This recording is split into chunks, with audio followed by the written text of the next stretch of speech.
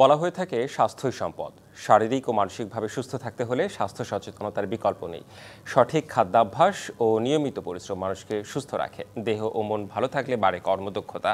সবাইকে স্বাগত জানাচ্ছি ডিবিসি নিউজের সাপ্তাহিক আয়োজন স্বাস্থ্য বিষয়ক অনুষ্ঠান ইউনিভার্সাল মেডিকেল কলেজ অ্যান্ড হাসপাতাল লিমিটেড নিবেদিত হ্যালো ডক্টরে। আপনাদের সাথে আছি আমি রেদওয়ান আহমেদ। সন্তান আসছে, এই আনন্দের খবরের আড়ালে কখনো কখনো লুকিয়ে থাকে নানা শারীরিক জটিলতা। উচ্চ রক্তচাপ, ডায়াবেটিস, রক্তক্ষরণ, আগের গর্ভপাতের ইতিহাস বা বয়সজনিত নানা কারণে একটি গর্ভাবস্থা হয়ে উঠতে পারে ঝুঁকিপূর্ণ। সময় মতো সঠিক চিকিৎসা না পেলে বিপন্ন হতে পারে মা ও শিশুর প্রাণ। ইউনিভার্সাল মেডিকেল কলেজ হাসপাতাল দীর্ঘদিন ধরে অভিজ্ঞ গাইনি বিশেষজ্ঞ তত্ত্বাবধানে ঝুঁকিপূর্ণ গর্ভাবস্থায় সুশৃঙ্খল চিকিৎসা ও ব্যবস্থাপনায় রেখেছে নির্ভরতার প্রতীক। আমাদের সাথে আজ রয়েছেন ইউনিভার্সাল মেডিকেল কলেজ হাসপাতালের স্ত্রীরোগ ও প্রসূতিবিদ্যা বিভাগের অধ্যাপক ডাক্তার নাদিরা সুলতানা। আমাদের আজকের আলোচনার বিষয় ঝুঁকিপূর্ণ গর্ভাবস্থা, চিকিৎসা ও করণীয়। স্ক্রিনে দেখানো নম্বরে আপনারা ফোন করে নিতে পারেন চিকিৎসকের পরামর্শ। আপনাকে স্বাগত জানাচ্ছি আমাদের আজকের অনুষ্ঠানে।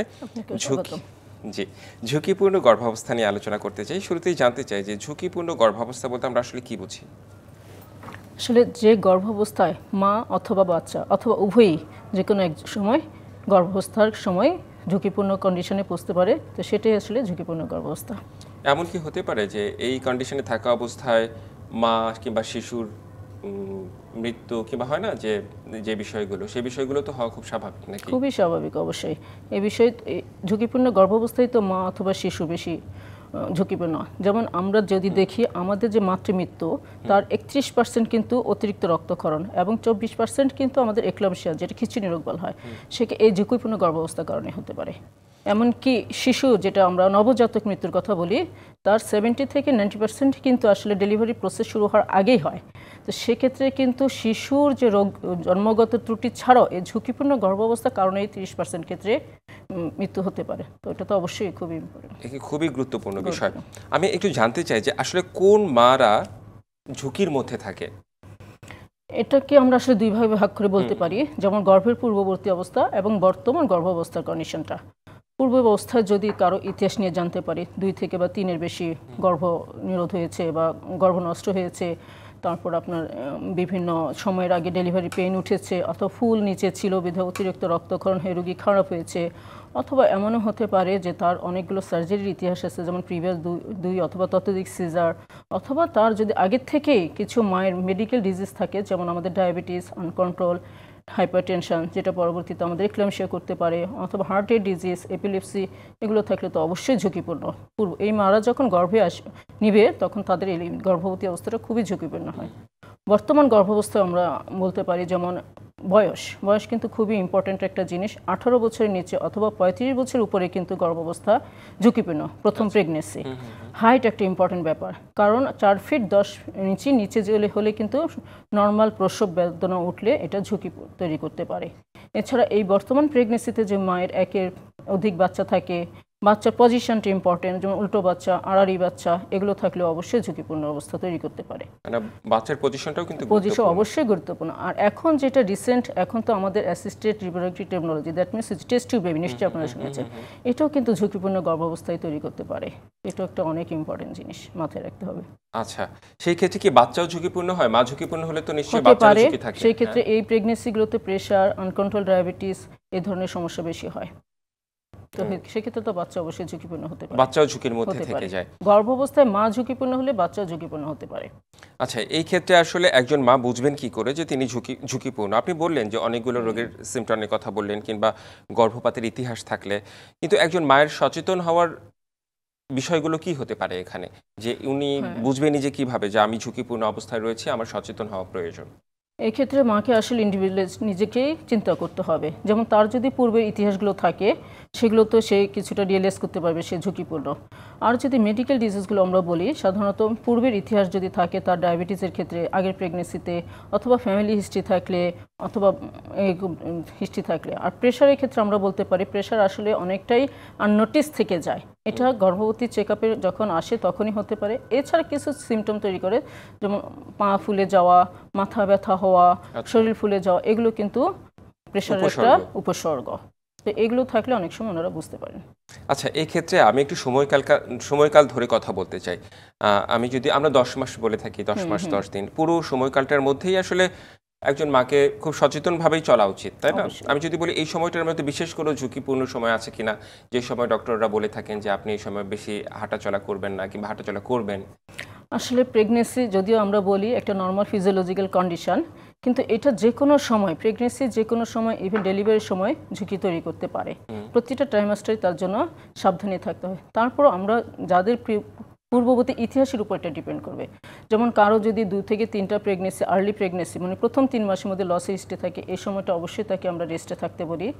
মাঝামাঝি সময়ে যেমন জ্বরের মুখে কোনো সমস্যা অথবা জ্বরেতে কোনো টিউমারের জন্য যদি বাচ্চা নষ্ট হয়, এই সময়টা আমরা তাদেরকে একটা প্রোজেস্টেরন সাপোর্ট দিতে থাকি এবং এটা এই সময়টা রেস্টে থাকতে পারি। প্রেশার, ডায়াবেটিস এগুলো কিন্তু শেষের 3 মাসের দিকে বেশি বাড়ে। তো এই সময়টা আমাদেরকে বলি তাদেরকে ফ্রিকোয়েন্ট চেক আপে আসতে, এবং এই সময় এই রোগগুলো যদি আর্লি ডিটেকশন হয় সেজন্য আমরা এই সময়টাকে একটু বেশি ঝুঁকিপূর্ণ বলি। আমরা অনেক সময় এমনও শুনি যে প্রথম দিকে, অর্থাৎ প্রথম 2-3 মাসের মধ্যেই গর্ভপাত হয়ে যাচ্ছে। অনেকের ক্ষেত্রে এমন হয় এবং একাধিকবার হয়। এটা আসলে কেন হয়? এটা আসলে অনেকগুলো কারণই আছে। হ্যাঁ। প্রথম 3 মাসের মধ্যে যেটা গর্ভপাতের ঝুঁকি থাকে সেটা আসলে বাচ্চার জিনগত সমস্যাগুলো বেশি হয়। বাচ্চার জিনগত সমস্যা অথবা বাচ্চার শরীরে নিজস্ব কোনো, যেমন হার্টের সমস্যা, কিডনির সমস্যা, এগুলোর জন্য হতে পারে। এসবের জন্য একটা হতে পারে, একটা বাচ্চার দিক থেকে মায়ের কিছু রোগের জন্য হতে পারে। আচ্ছা, মায়ের কন্ডিশন সম্পর্কে জানবার একজন দর্শক রয়েছে, আমরা একটু ফোনটি নিয়ে আসতে চাই। দর্শক, কোত্থেকে বলছেন? পরিচয় দিয়ে আপনার প্রশ্নটি করতে পারেন। হ্যালো, আমার নাম মোহাম্মদ রশিদ ইসলাম, মানপুর বীরগঞ্জ থেকে বলতেছি। জি, আপনার সমস্যার কথাটি বলুন। আমার সময় হচ্ছে, আমার বয়স হচ্ছে 7 মাস। জি, আমার বয়স হচ্ছে 7 মাস বয়স, মানে 7 মাস চলতেছে রানিং। আপনি বলুন, আমরা শুনছি। 7 মাস বয়স রানিং চলতেছে, কিন্তু হঠাৎ কালকে থেকে ওর চোখগুলো আর মাথার টান্ডিটা খুব ব্যথা করতেছে। আর গলাটা হঠাৎ করে গলাটা ঠান্ডা লাগছে নাকি, গলাটা ব্যথা করতেছে, গলাটা শুঁশু আছে, মানে গলাটার ভিতরে শুঁশু আছে। এই শুঁশুয়ার কারণে কাশিটা হচ্ছে, খুব কাশিটা। আচ্ছা, এই কাশিটা হলে আমি কি করবো এখন? এখন তো প্রচুর কাশি, পেট ব্যথা করতেছে কাশির কারণে। আচ্ছা, আপনি কি বুঝতে পেরেছেন পুরো বিষয়টা? আমি বলি তাহলে। ওনার ওয়াইফ 7 মাসের প্রেগনেন্ট, এখন হচ্ছে কাশি, গলা ব্যথা হচ্ছে। আসলে কি করণীয়? এবং কাশি দিচ্ছে এবং পেট পর্যন্ত চাপ পড়ছে, যেটা হচ্ছে ব্যথাটা ওনার স্ত্রী অনুভব করছেন। সেই ক্ষেত্রে আসলে করণীয় কি? ধন্যবাদ দর্শক। কাশি, জ্বর প্রেগনেন্সিতে আসলে চিকিৎসা করতে হবে। তো এক্ষেত্রে আমরা সাধারণ কিছু উপশমের ব্যবস্থা যেগুলো বলি, যেমন আপনি ওয়াইফকে বলবেন গরম পানি দিয়ে গার্গল করতে, একটু আদা দিয়ে রং চা খেতে, টেম্পারেচার অনুযায়ী সে তাকে বুঝতে হবে, যেমন আর্লি গোসল করে ফেলবে, তারপর চুল ভিজিয়ে রাখবেন, এই জিনিসগুলো মেনটেন করতে হবে। এছাড়া কিছু উপসর্গ হিসেবে আমরা কিছু ওষুধ দিতে পারি, যেমন মিকুলাইট। আমরা সাধারণত একটা মিকুলাইট এক্সপেক্টেন্ট হিসেবে দিতে পারি, কাফ এক্সপেক্টেন্ট। এটা ভালো কাজ করে। এতে যদি না হয় দেন আমরা মেডিসিন ডক্টরের পরামর্শ অনুযায়ী অবশ্যই তাকে অ্যান্টিবায়োটিক শুরু করতে হবে, কারণ লং ডিউরেশন যদি কাশি, শ্বাসকষ্ট থাকে, এটা বাচ্চা এবং মায়ের গর্ভের সমস্যা করতে পারে। মানে গলা ব্যথা গলা ব্যথা থাকলেও আমরা গরম পানি দিয়ে গার্গলের সাথে প্যারাসিটামল জাতীয় ওষুধ দিতে পারি। আচ্ছা, সেই ক্ষেত্রে আসলে কেউ গর্ভাবস্থায় হোক কিংবা সাধারণভাবেই হোক, এই ধরনের ফ্লুগুলো তো যে কোনো সময়ই হতে পারে, তাই তো? এবং এটার যে বেসিক ট্রিটমেন্ট আপনি যেটা বললেন, সেভাবে ট্রিটমেন্ট নেওয়া উচিত। আমরা যেটা আলোচনা করছিলাম যে ওই যে আপনি মায়ের ঝুঁকির কথা বলছিলেন, 3 মাসে অনেক সময় বেবি নষ্ট হয়ে যায়, সেটা আপনি মায়ের ঝুঁকিপূর্ণ অবস্থায় এই ক্ষেত্রে। হ্যাঁ, যেগুলো ঝুঁকি হচ্ছে বিশেষ করে আনকন্ট্রোলড কিছু এন্ডোক্রাইন ডিজিজ, যেমন ডায়াবেটিস মেলাস্টাস থাকতে পারে, প্রেশার বেশি থাকতে পারে প্রথম 3 মাসেই মায়ের। তারপর কিছু কানেকটিভ টিস্যু ডিজিজ বলে কথা আছে, যেমন হচ্ছে রক্তের সমস্যা বা কানেকটিভ টিস্যু জিনিস, এটাতে হচ্ছে এসএলই, এই রোগগুলো যদি থাকে সেক্ষেত্রে কিন্তু এগুলো সমস্যা হতে পারে। এই মায়ের ঝুঁকিপূর্ণ অবস্থা। তারপর থাইরয়েডের ডিসফাংশন, হাইপো অথবা হাইপারথাইরয়েডিজম, এগুলো 3 মাসের মধ্যে গর্ভপাত করে। এসব আসলে ঝুঁকিপূর্ণ একজন মায়ের জন্য। আমরা একটু ওই যে আপনি যেটা বললেন খিঁচুনি রোগ, অ্যাক্লামেশিয়া, সেই বিষয়টা আমি জানতে চাই। অনেক মায়ের ক্ষেত্রে কিন্তু এটা বেশ দেখা যায় যে পরে বেবিও নষ্ট হয়ে যায়, মায়ের প্রাণও অনেক সময় ঝুঁকির মধ্যে পড়ে যায়। এটা কেন হয়ে থাকে? আচ্ছা, আমি আগেই বলি আমাদের মাতৃমৃত্যুর মোটামুটি 24% কিন্তু এই খিঁচুনি রোগের জন্য হচ্ছে এখনো। তো এটা আমাদেরকে অবশ্যই জানতে হবে। এই খিঁচুনি যেটা মেন কারণ, সেটা হচ্ছে গর্ভাবস্থায় প্রেশার বেশি থাকলে। এটা গর্ভের আগে থেকেও যদি কারো প্রেশার থাকে অথবা গর্ভের 20 সপ্তাহ পর থেকে যদি প্রেশার থাকে, এর সাথে যদি ইউরিন দিয়ে প্রোটিন লস হয়, অথবা আমাদের শরীরে যে অর্গানগুলো আছে সেটাতে কিছু চেঞ্জ আসে। এই চেঞ্জের কারণে এবং এটাতে পরবর্তী যদি ট্রিটমেন্ট না নেয় সময় মতো, প্রেশারটা যদি কন্ট্রোল না হয়, তাহলে এই প্রেশারের সাথে মা যে কোনো সময় খিঁচুনি ডেভেলপ করতে পারে। তো এই খিঁচুনিটা এবং প্রেশার একসাথে খিঁচুনি অবস্থা বলে, মানে এটাকে কিক্লামশিয়া বলা হয়ে থাকে। আচ্ছা, এই বিষয়ে আমার আরও প্রশ্ন রয়েছে এবং চিকিৎসা এবং ট্রিটমেন্টের ট্রিটমেন্টের সব বিষয় নিয়ে তো কথা বলবো। একই বিরতিতে আমাদের যেতে হবে। বিরতির পর ফিরে এসে আমরা বিস্তারিত আলোচনা করতে চাই। Universal medical college and hospital limited নিবেদিত হ্যালো ডক্টর নিচ্ছে একটি বিরতি, সঙ্গেই থাকবে। আবারও স্বাগত ডিভিশন নিউজের সাপ্তাহিক আয়োজন স্বাস্থ্য বিষয়ক অনুষ্ঠান universal medical college and hospital limited নিবেদিত হ্যালো ডক্টরে।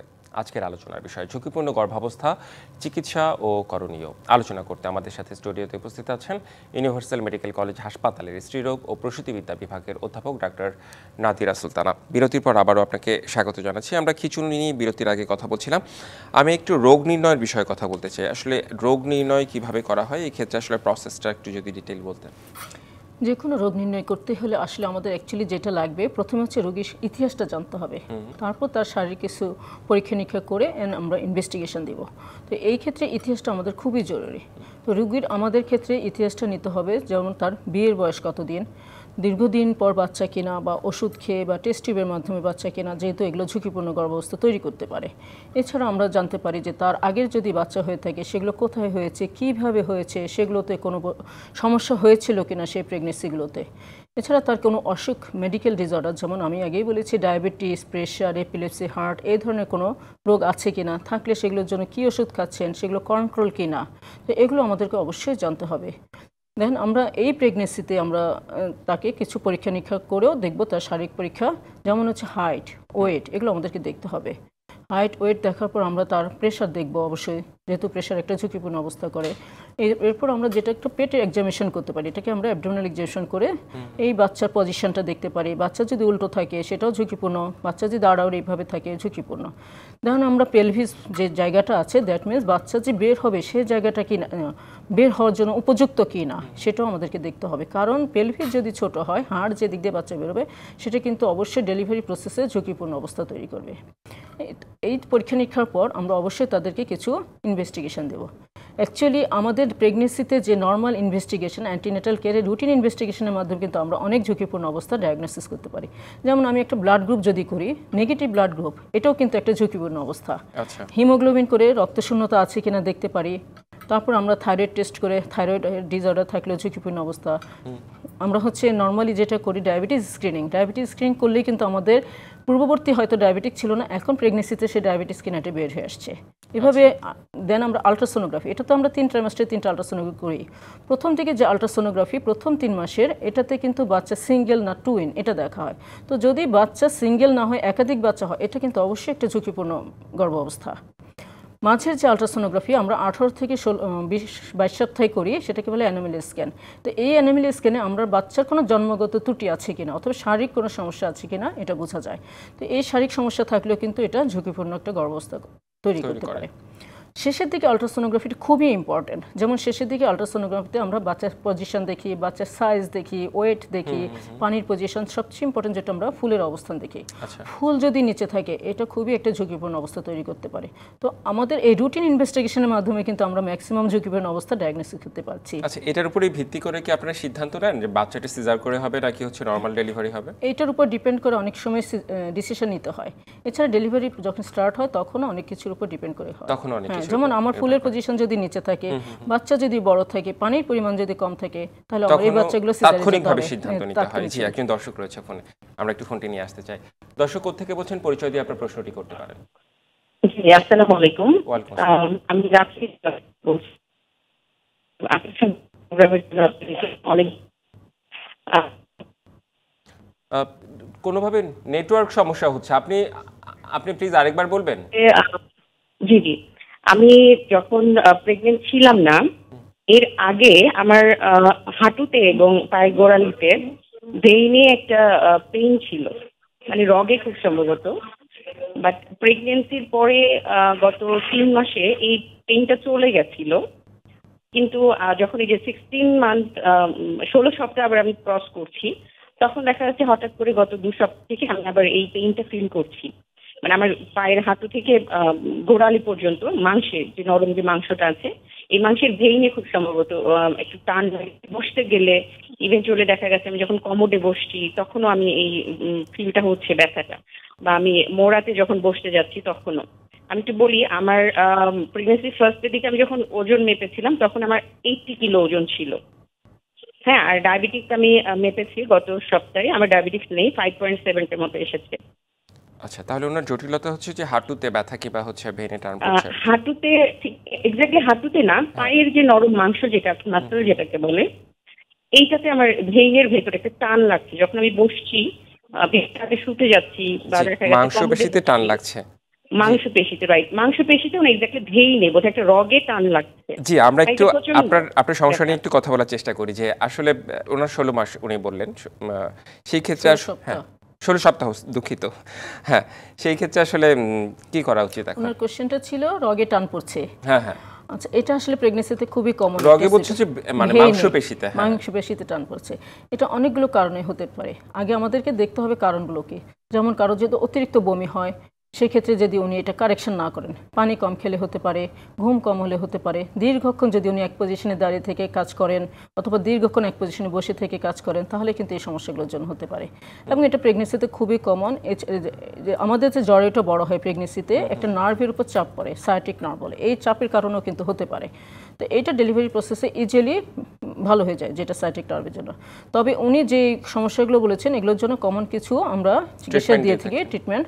যেমন হচ্ছে উনি পানি খাবে বেশি করে, ঘন ঘন বমি হলে আমরা একটু ওরসালাইন খেতে বলি, প্রচুর ফলের জুস খেতে বলি, ঘুমটা যেন পর্যাপ্ত হয় সেদিকে খেয়াল করতে হবে, একটু হালকা এক্সারসাইজ করতে হবে, পা ক্রস করে বসবে না, একটু গরম সেক অল্টারনেট করে ঠান্ডা সেক এগুলো দিতে বলি। এগুলোতে ম্যাক্সিমাম কমে যায়। যদি না কমে সেক্ষেত্রে আমরা একটা মানে ইনফ্ল্যামেটরি ড্রাগ, যেটা আমরা প্যারাসিটামল ইজিলি দিয়ে থাকতে পারি।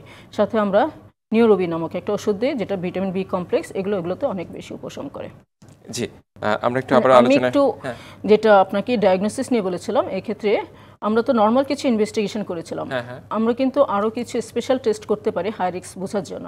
যেমন এক্ষেত্রে মা যদি অনেক বয়সে বাচ্চা হয়, সাপোজ 35-এর প্রথম বাচ্চা হয়, অথবা তার ফ্যামিলিতে ডাউন্স নামক যে জিনগত একটা সমস্যা বাচ্চা হয় সেটার হিস্ট্রি থাকে, অথবা তার প্রিভিয়াস প্রেগনেন্সিতে হিস্ট্রি থাকে, সেক্ষেত্রে কিন্তু আমরা জেনেটিক স্ক্রিনিং করি। এটা 11 থেকে 14 সপ্তাহ, এবং এটা খুবই ইম্পর্টেন্ট।